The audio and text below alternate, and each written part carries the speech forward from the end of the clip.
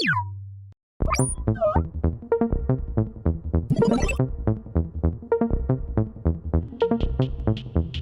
guys, ketemu lagi kita di Prediksi Bola dan kali ini kita akan membahas prediksi big match pekan ke-12 Premier League antara Liverpool melawan Arsenal bersama Mas Gia dan juga Mas Andre. Halo, halo. Halo, ya.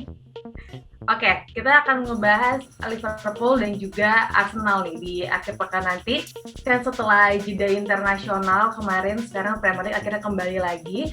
Nah, tapi bisa dibilang nih jeda internasional ini kan menjadi apa ya?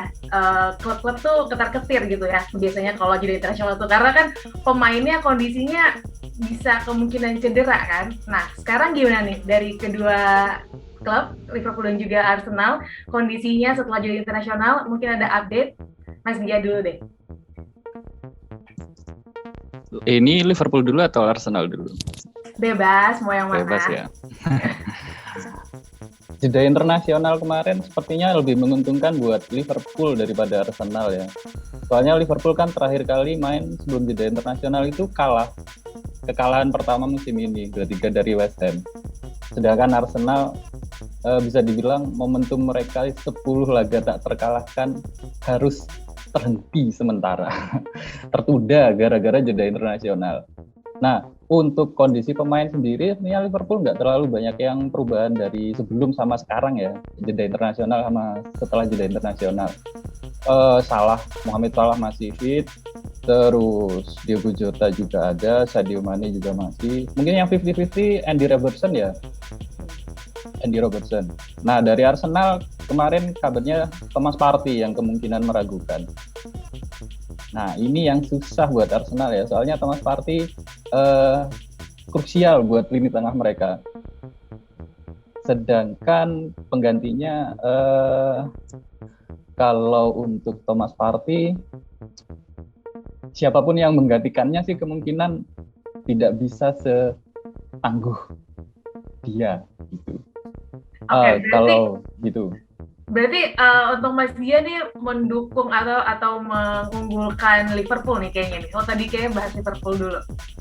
Kalau kondisinya sih sepertinya Liverpool meskipun ya di laga terakhir kalah, sedangkan Arsenal secara form masih lebih baik, tapi sepertinya Liverpool masih pantas untuk diunggulkan. Oke. Mas Andre gimana? Ada update kan mungkin yang mau ditambahin setelah jeda internasional dan dukung siapa juga nih? Sama Liverpool juga atau beda mungkin Arsenal? Ya. Liverpool setelah internasional kehilangan 3 pemain ya. Ada 3 cedera, ada Origi, Henderson, dan Robertson. Tapi dari 3 ini yang bisa dibilang paling penting cuma Robertson aja gitu. Peran Henderson bisa digantikan oleh gelandang lain dan Origi ya dia pengisi bangku cadangan gitu aja sih. Jadi untuk Liverpool mungkin kekuatannya nggak terlalu terpengaruh. Nah, tapi kalau aku lebih mendukung Arsenal sih untuk pertandingan besok ya. Karena di jeda internasional kemarin itu pemain-pemain Arsenal khususnya yang membela timnas Inggris itu lagi bagus-bagusnya. Ada Ramsdale, ada Smith Rowe sama Bukayo Saka. Ketiganya main dan ketiganya memberikan kontribusi apik untuk timnas. Harapannya mereka bisa melanjutkan di klub gitu sih. Oke, kita ngomongin Arsenal dulu nih, Mas Andre. Kan dari beberapa 10 match terakhir nih kalau nggak salah di semua kompetisi, mereka tampilnya oke nih, luar biasa. Jadi bisa dibilang ya Mikel Arteta terselamatkan lah ya. Nah, apa nih kuncinya yang bisa membuat Arsenal tiba-tiba bisa seperti itu? Oke, Arsenal tuh memulai musim dengan 3 kekalahan beruntun. Terus habis itu sudah mereka bangkit, menang tidak terkalahkan di 10 pertandingan. Tapi perlu kita ingat di setiap pertandingan ini paling menangnya cuma 1-0, 2-1, menang-menang tipis. Jadi sebenarnya nggak benar-benar aman posisi Arteta. Cuma kalau kita cari tahu apa yang membuat Arsenal bisa bangkit sih kemungkinan besar soal mentalitas ya. Jadi pemain-pemain yang cedera pulih, terus pemain penting mereka, pemain senior mereka itu sudah bisa memenuhi ekspektasi, jadi mental tim keangkat gitu sih. Oke, nah sekarang kalau ke Liverpool, Mas Dia, secara mengejutkan kan tadi Mas Gia juga bilang kan kalah di match terakhir. Nah, apa nih kira-kira faktornya yang bisa bikin Liverpool menurun? Apakah mungkin faktor kelelahan atau mungkin ada faktor-faktor lain? Saya senggol dikit Arsenalnya ya.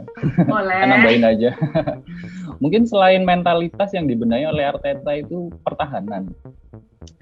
Mereka menang-menang tipis, tapi pertahanannya sudah susah ditembus lah, sedikit susah ditembus. 3 clean sheet beruntun lawan Leeds, sama sampai terakhir itu lawan Watford ya, yang 1-0 itu. Mereka menangnya tipis-tipis tapi menang. Gitu. Intinya mereka nggak perlu main indah untuk mengamankan 3 angka. 8 kemenangan dan 2 hasil imbang dalam 10 pertandingan terakhir itu bisa dibilang sangat memuaskan kalau dibandingkan dengan performa mereka di awal musim. Nah, untuk Liverpool sendiri, setelah tanpa terkalahkan dari awal musim di semua kompetisi, Liga Champions, Carabao, sama Premier League, terakhir sebelum jeda internasional kemarin, mereka takluk 2-3 di London Stadium, Pak Nosan. Kalau menurut saya sih itu bukan kelelahan, cuma mungkin sekedar faktor luck saja ya. Soalnya dari segi permainan, Liverpool tetap kreatif merancang peluang. Mereka mencatatkan 16 tembakan, sedangkan West Ham cuma 7. Efektivitasnya yang berbeda, penyelesaian akhir yang berbeda. Terus mungkin juga ya Alisson mungkin bukan sedang harinya. 7 kali ditembak, kebobolan 3. Salah satunya dari kesalahan dia. Nah, andai nanti Liverpool pun turun dengan komposisi yang sama seperti terakhir mereka waktu lawan Arsenal nanti, selama lini tengahnya tidak sedang gelap ya, peluang demi peluang bisa tetap mereka ciptakan. Nah, yang penting nanti penyelesaian akhirnya jangan terulang seperti ketika melawan West Ham. Kalau itu yang ya kayaknya sih nggak ada masalah. Kalau Liverpool. Oke, nah kita akan ngebahas sekarang next soal kedua pelatih nih, akan lebih dalam lagi soal Jurgen Klopp dan juga Mikel Arteta. Tapi kita akan bahas nanti di segmen kedua. Jadi stay tune. Jurgen Klopp dan Mikel Arteta. Kalau misalnya kita bahas soal pertemuannya, bisa dibilang kan Arteta nih kayaknya punya rekor yang cukup baik ya kalau ketemu sama Jurgen Klopp.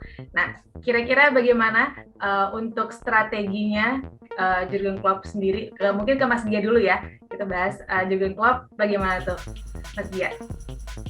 5 pertemuan sejauh ini secara mengejutkan, Klopp cuma menang 2, Arteta menang 3. Tapi harus diakui ya, itu nggak membuat Arteta berada di atas Klopp seperti itu. Kasarannya ya, mungkin rekor pertemuan itu baru 5, tapi ya gitulah. Tapi 2 kemenangan Klopp itu semuanya diraih di Premier League musim lalu. Semuanya dengan 3 gol, 3-1 di Anfield, 3-0 di Emirates. Yang 3 kemenangannya Arteta atas Klopp, 1 di Community Shield, Carabao Cup, sama yang sekali di Premier League itu pun sudah pekan-pekan terakhir, pekan 36 kalau nggak salah, 21. Nah, kalau untuk strateginya sendiri sih, kayaknya untuk skemanya sih mereka tetap ya, Klopp pakai 4-3-3, Arteta dengan 4-2-3-1, sama-sama 4 di belakang. Kemungkinan akan tetap seperti biasa, mengandalkan sayap, kedua sayap. Untuk Klopp ya, untuk Klopp. Ada Trent sama Salah di kanan, kemudian yang di kiri ada Mane, kemungkinan kalau nanti Robertson absen mungkin Tsimikas. Nah, yang berat nanti mungkin tugasnya Tierney ya di bek kirinya Arsenal ya, untuk menghentikan salah satu pemain yang sedang hot di Eropa saat ini, kandidat Ballon d'Or juga. 10 gol dan 7 assist di Premier League, 5 gol di Liga Champions. Tidak mudah menghentikan Salah. seperti itu. Tapi Kemudian kalau untuk itunya Mas Gia, untuk kelemahan dari Mikel Arteta sendiri, kira-kira apa nih dari strateginya Mikel Arteta? kalau Mikel Arteta dilihat dari, kita lihat mungkin pertandingan lawan Leicester pekan 10 kemarin ya. Arsenalnya Arteta tidak begitu piawai dalam menghentikan tim-tim lawan mengembangkan permainan dan menciptakan peluang. Leicester saja kemarin itu bisa mencatatkan 16 tembakan kalau nggak salah. Tapi untungnya Ramsdale oke lah di bawah gawang. Tapi kalau itu nanti terulang saat lawan Liverpool dengan lawan Salah, Jota, ada Mane, bahaya sekali membiarkan Liverpool membombardir pertahanan mereka. Dan lagian kayaknya Klopp tidak mungkin membiarkan anak-anak asuhnya melakukan kesalahan yang sama seperti lawan West Ham. Penyelesaian akhir yang buruk, kayak gitulah. Gimana tuh Mas Andre? Ya, Mas Gia sepertinya sangat mendukung Liverpool ya. Saya harus, ya fakta yang dia sebutkan betul semua, bahwa Liverpool lebih tajam di depan. Tapi kan Mas Gia tadi juga menyebut bahwa Arsenal lagi bagus di belakang. Ada duet Gabriel dan Ben White yang lagi percaya diri, didukung dengan Ramsdale yang sebenarnya aku sendiri juga nggak nyangka dia kiper baru terus langsung gusur Ben Leno dan sekarang jadi kiper utama yang mainnya bagus banget sih. Nah, tinggal gini aja sih, tinggal gimana Ramsdale lawan tembakan-tembakan Salah sih, karena Salah ya kita tahu lah dia Salah adalah salah satu pemain terbaik di dunia sekarang. Dia sangat tajam tembakannya. Salah itu sulitnya ketika dia diberi ruang di sayap kanan lini serang Liverpool atau sayap kiri pertahanan Arsenal. Nah, di situ tinggal siapa nih? Tierney seperti yang disebut tadi, kemungkinan Tierney yang main. Nah, Tierney itu setahu saya nggak terlalu cepat. Dia disiplin tapi dia nggak, kecepatannya kurang gitu lah. Nah, ini tinggal gimana nih kuncinya si back tengah, si Gabriel harusnya bagaimana dia membantu Tierney untuk mengcover Salah. Berarti kalau Arsenal cuma ngandelin Ramsdale dong, pemain sektor lain agak kurang berarti. Apa gimana? Harus diakui Arsenal lini depannya lagi jelek. Aubameyang nggak tahu udah habis taken kontrak, mainnya nggak jelas banget. Gol-golnya Arsenal juga ya 1 gol, 2 gol gitu doang. Arsenal jarang menang besar. Jadi kuncinya sebenarnya gimana Arsenal bertahan dengan baik lalu mencuri serangan balik ya. Cuma ya ini lawannya Liverpool, bukan tim ecek-ecek. Itu sih masalahnya. Masih ada Van Dijk di belakang yang menurut saya agak sulit buat Arsenal sih. Tapi tadi Mas Gia sempat menyinggung bilang kalau Arsenal nggak bermain indah ya. Yang penting mereka dapat poin aja gitu. Setuju nggak tuh Mas Andre? Ya, setuju banget karena kualitas skuadnya dan kualitas pelatihnya tidak mendukung untuk bermain indah. Arsenal, kita tahulah Arteta masih minim pengalaman. Terus pemainnya siapa sih yang bintang? Arsenal kan nggak punya bintang kayak MU punya Ronaldo gitu kan. Jadi Arteta juga miskin taktik, bisa dibilang seperti itu ya. Jadi yang penting bertahan dulu, yang penting main stabil dulu, nanti harusnya sih bisa cetak gol. Tapi ada dong pasti kelemahannya Liverpool yang bisa dimanfaatin sama Arsenal. Oke, kalau kita berkaca dari kekalahan dari West Ham kemarin itu, Liverpool mainnya bagus sebenarnya, nggak jelek, cuma seperti yang disinggung Mas Gia tadi, faktor luck ya? Penyelesaian akhirnya buruk, jadi finishingnya buruk. Liverpool tuh kalau Salah nggak bikin gol udah bingung, karena Mane musim ini nggak seperti musim-musim sebelumnya. Nggak tahu ya, mulai awal musim Mane belum hit top perform, dia lagi jelek sih, nggak cetak banyak gol seperti seharusnya. Nah, tinggal gimana Arsenal membuat Liverpool frustrasi sih. Semoga ya di babak pertama lah, jangan sampai kebobolan dulu. Nah, nanti baru ngegas di babak kedua. Karena kelemahan Liverpool ya situ. Kita berharap Alisson blunder seperti laga lawan West Ham gitu aja sih. Oke. Nah, kalau untuk penyakit Liverpool itu kan juga kayaknya mereka nggak punya pemain pelapis yang bisa menggantikan pemain-pemain utama, apalagi kalau kayak sekarang nih banyak yang cedera. Nah, itu gimana tuh? Untuk pemain pelapis sih emang gitu ya dari dulu. Katakanlah kawan musim kemarin Van Dijk cedera, habis sudah gelar Premier League melayang. Terus yang sekarang memang pelapisnya mungkin masih sama ya dengan yang lain. Cuma tidak ada situasi yang darurat lah sejauh ini. Kayak kemarin Van Dijk cedera. Ini mungkin nanti daruratnya kalau salah cedera. Seperti itu. Tapi sementara ini itu belum ada. Untuk masalah pelapis sih belum bisa terlalu jadi belum jadi pikiran lah. Selama Salah masih sehat, masih bisa lari dari sayap kanan, melakukan cut-in, operan terobosan, finishing, jarak dekat, jarak jauh, kayaknya sih Liverpool sih aman-aman aja. Selama itu tadi tidak lagi apes seperti ketika melawan West Ham kemarin ya. Oke, nah kita nanti juga di segmen ketiga akan bahas soal pemain kunci dan seperti biasa yang terakhir prediksi skornya. Kalau gitu tetap di Prediksi Bola. Oke, sekarang kita akan membahas ke pemain kunci dari masing-masing tim, Liverpool dan juga Arsenal. Tapi ini menarik nih, kayaknya kita ke Arsenal dulu. Kalau bisa dibilang Smith Rowe nih penampilannya tampil baik ya belakangan ini. Apakah akan menjadi pemain kunci dari Arsenal atau mungkin ada yang lain? Gimana menurut Mas Andre? Ya, Smith Rowe sebenarnya sudah menonjol sejak musim lalu ya. Jadi sebenarnya waktu itu Arsenal butuh gelandang serang, terus Arteta milih Smith Rowe. Nah anehnya di Januari Arteta mendatangkan Odegaard. Jadi Smith Rowe perkembangannya sempat terhenti sih. Tapi musim ini meskipun ada Odegaard, Smith Rowe lebih dipercaya. Dia pakai nomor punggung 10, jadi lebih percaya diri mungkin ya. Ada efek psikologis juga. Yang menarik di beberapa pertandingan terakhir Smith Rowe mengisi sayap kiri.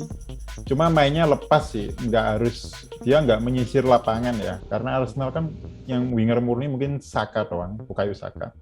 Smith Rowe mengisi dari kiri tapi masuk ke tengah. Jadi dia lebih diberikan kebebasan dan diizinkan mengontrol tempo serangan. Ini yang menarik sih, padahal dia masih muda ya. Nah, tinggal kalau lawannya Liverpool kan soal mentalitas juga nih, tim besar nih. Gimana si Smith Rowe bisa nggak dia melampaui beban mentalnya seperti itu. Berarti selain Smith Rowe kira-kira siapa Mas Andre untuk pemain kuncinya nanti yang bisa mengancam Liverpool? Oke, pemain kunci menyelamatkan Arsenal mungkin ya. Mungkin gitu ya. Lebih tepatnya menyelamatkan mungkin ya. Menyelamatkan Arsenal. Kalau mengancam Bukayo Saka ya, dia lebih ofensif. Tapi kalau menurutku pribadi seharusnya yang jadi kunci Liverpool menjadi kunci pemain Arsenal bagaimana supaya mereka tidak kalah seperti itu kan. Nah, berarti bukan penyerang nih yang penting nih. Yang lebih penting adalah barisan back atau gelandang bertahan sih. Masalahnya si Partey kemungkinan absen. Jadi ini bakal jadi ujian untuk pemain baru sambil Lokonga. Dan kiper juga mungkin ya berarti. Ya betul. Kalau trio segitiga belakang, Ben White, Gabriel, dan Ramsdale itu tetap pemain terpenting sih untuk Arsenal supaya tidak kalah. Oke, Mas Gia, gimana tadi kita kalau kita menyoroti soal Smith Rowe, setuju nggak? Atau mungkin kira-kira bakal jadi ancaman kan untuk Liverpool kalau menurut Mas Gia? Smith Rowe sendiri kemampuan jaga bolanya bagus, terus finishingnya juga oke lah. Terus mungkin terbantu jadwal juga ya sebenarnya. 10 pertandingan tanpa kekalahan Arsenal itu setelah kalah lawan Manchester City 0-5. Kalau misalnya setelah lawan Manchester City itu lawannya Liverpool, mungkin beda ceritanya ya. Mungkin gitulah. Untung Liverpoolnya di sini jadi ada 10 kayak gitu. Nah, 1 gol 1 assist lawan Tottenham, 1 gol 1 assist lawan Aston Villa, gol penentu kemenangan 1-0 atas Watford, 1 gol 1 assist untuk Inggris waktu lawan San Marino, tim kuat San Marino, seperti itu. Performanya oke. Dan memang di sayap di kiri ya, kayak kata Mas Andri tadi, bukan tipikal penyerang sayap kiri kayak seperti Bukayo Saka, tapi dia lebih difokuskan ke penguasaan bolanya dan operan-operannya mungkin di depan kayak gitu. Nah, di situ memang terlihat kualitasnya. Oke, saya setuju emang kalau tadi bilang kalau pemain yang paling bersinar di Arsenal saat ini salah satunya adalah Smith Rowe. Kayak gitu. Oke, kalau untuk pemain kunci Liverpool, Mas Gia, kira-kira siapa nih? Apakah hanya Salah atau ada yang lain? Kalau Liverpool mencari selain Salah, kayaknya Salah harus masuk ya, tetap harus masuk ya. Dengan 10 gol dan 7 assist dalam 11 penampilan di Premier League, 5 gol dalam 4 penampilan di Liga Champions, kandidat Ballon d'Or. Ya emang Salah lah intinya main kunci. Tergantung nanti bagaimana TRT atau back siapapun back kiri yang dipasang oleh Arteta nanti bisa nggak menjaga si Mohamed Salah di di sisi kanan serangan Liverpool, terutama lewat skema serangan balik. Nah, kayak gitu. Oke, nah ke Mas Andre lagi, apa nih kira-kira ada pemain lain nggak yang harus diwaspadai sama Arsenal? Kalau tadi kan Mas Gia udah sebut sih Salah aja kan, mungkin ada lagi yang lain yang mengancam Arsenal? Oke, mengancam Arsenal. Robbie Fowler dari Loh. di mantan yang sudah sangat lama. Oke, Liverpool itu kendalanya sebenarnya di lini tengah ya. Jadi lini tengah bisa kita coret data pemain kunci di situ. Karena tipenya sama semua, masa CMF semua, itu pun kombinasinya agak kacau kadang-kadang. Mane lagi jelek, Salah nomor pemain kunci. Kalau gitu berarti tinggal Jota dong. Kalau kita ukuran kemenangan ya, berarti tinggal Diogo Jota nih, yang suka bikin gol secara tiba-tiba, nggak terduga, tiba-tiba bikin gol aja. Pemain seperti Jota harus diwaspadai. Saat semua fokus ke Salah, di situ pemain lain bisa mengancam seperti itu ya, nanti ya. Betul. Betul, benar-benar. Nah, sekarang seperti biasa, kalau untuk prediksi skor, berapa nih? Mas Gia dulu deh. Kalau dari rekor pertemuan ya, kita nggak lihat performa. Kalau lihat performa mungkin bisa sedikit sulit ya memprediksinya. Ini Arsenal menang apa enggak ya? Tapi kayaknya sih Liverpool ini bisa dikalahin lagi nggak? Kayak gitu. Tapi kalau lihat 5 pertemuan Liverpool dan Arsenal terakhir di Premier League di Anfield, Liverpool selalu keluar sebagai pemenang. Dari musim 2016-17 ya, itu selalu menang. Skornya pun bukan skor tipis-tipis gitu ya. 3-1, 4-0, 5-1 musim 2018-19, terus 3-1 dan dua yang terakhir 3-1 semua. Sepertinya dari itu pun dari 8 laga kandang terakhir mereka melawan Arsenal di Premier League, Liverpool nggak terkalahkan. 6 kali menang, 2 kali imbang. Sepertinya performa itu ya bisa dijadikan salah satu pertimbangan acuan lah. Kalau untuk kemenangan mungkin Liverpool. Untuk skornya tidak clean sheet. Untuk kalau saya baca-baca sih kemarin banyak yang memprediksi kalau Liverpool bakal menang tipis 2-1, 1-0 kayak gitu ya. Sepertinya kalau saya sih yakin dengan agregat 2 gol paling tidak lagi seperti biasa. Berarti berapa nih? 3-1. Berapa? 3-1. Oke. Gimana tadi? Saya udah ketawa tuh pas Mas Gia udah menyebutkan fakta-fakta sebelum-sebelumnya. Kira-kira gimana? kalau bicara riwayat pertemuan emang ya Arsenal kelihatan jelek banget sih. Gimana lagi? Itu memang faktanya. Cuma pertandingan tuh menariknya sepak bola tuh kita nggak bisa mempertimbangkan riwayat aja. Jadi kadang momentum tim juga penting seperti itu kan.